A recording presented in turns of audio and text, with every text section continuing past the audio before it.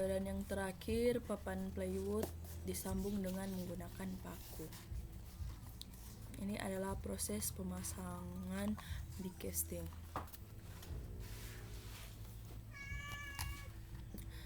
Tahap pekerjaan big casting ini sangat perlu diperhatikan karena dampak langsung pada pekerjaan-pekerjaan lainnya.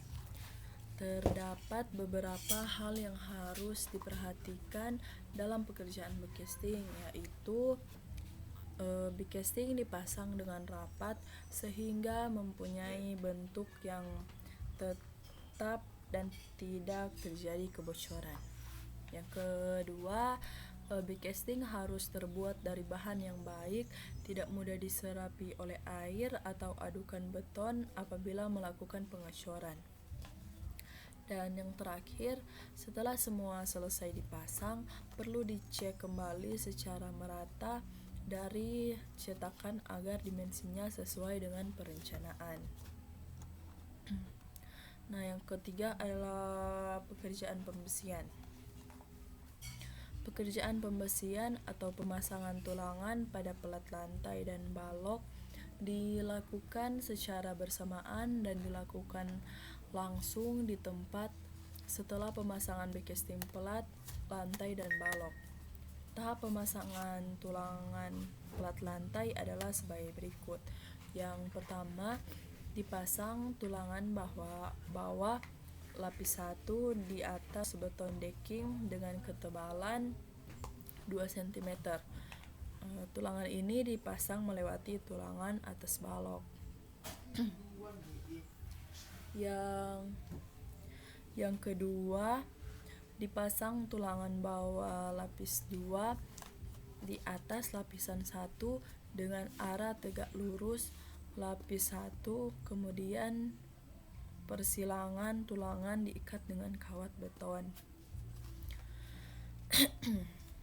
Untuk mendapatkan jarak tertentu antara tulangan dan bawah dipasang tulangan kaki ayam, yaitu potongan besi yang dipotong sedemikian rupa sehingga dapat menjaga jarak antara tulangan atas dengan tulangan bawah pelat.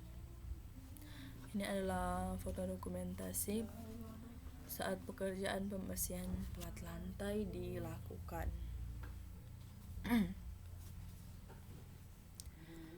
Pekerjaan selanjutnya, pengecekan tulangan. Pengecekan dilakukan pada tulangan dan big casting untuk mencegah agar tidak ada kesalahan ketika sudah dilakukan pengecoran. Pengecekan yang dilakukan meliputi ukuran big casting, lebar dan tinggi, pemeriksaan elevasi dan kelurusan big casting, pemeriksaan sambungan pada big casting, dan pengecekan agar tidak ada serpihan kayu dan paku pada pelat lantai yang akan dicor.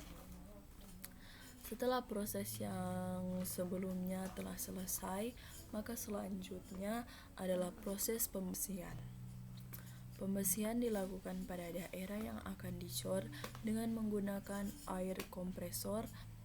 Hal ini dilakukan dengan tujuan agar cetakan bersih, sehingga kotoran tidak mempengaruhi kekuatan lekat antara tulangan dan kolom. Yang kelima, pekerjaan proses pengecoran.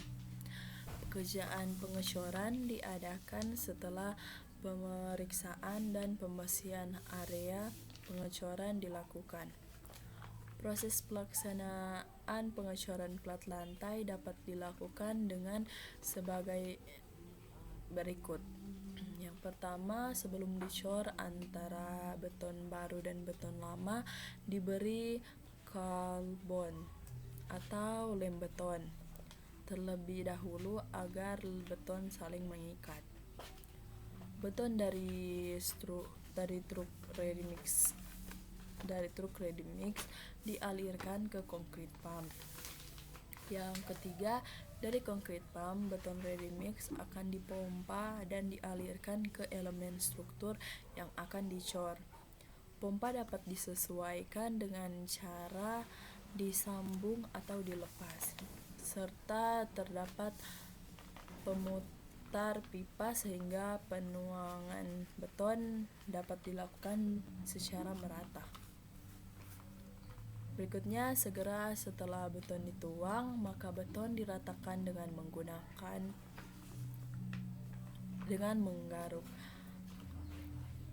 penggaruk agar beton dapat tersebar secara merata. Setelah itu, akan dilakukan pemadatan dengan menggunakan konkrit vibrator. Pemadatan beton dilakukan untuk mengeluarkan udara yang terperangkap dalam beton sehingga beton dapat menjadi lebih padat dan menghasilkan mutu beton yang baik. Pemadatan tidak boleh terlalu lama untuk menghindari terjadinya blending.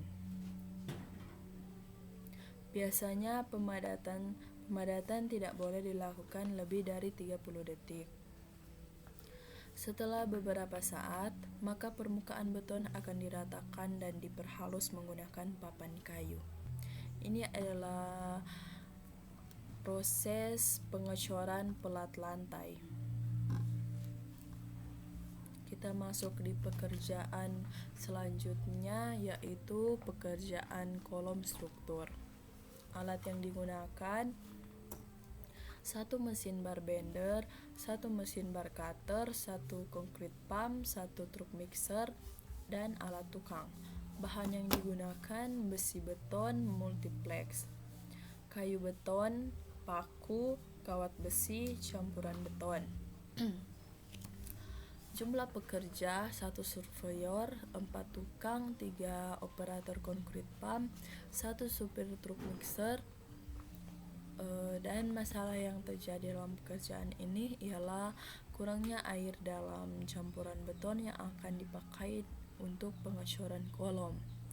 Nah, cara mengatasinya ialah ditambahkan air dalam campuran beton tersebut dan dilakukan pengujian selam kembali untuk mengetahui apakah campuran tersebut memenuhi syarat untuk dipakai untuk pengecoran.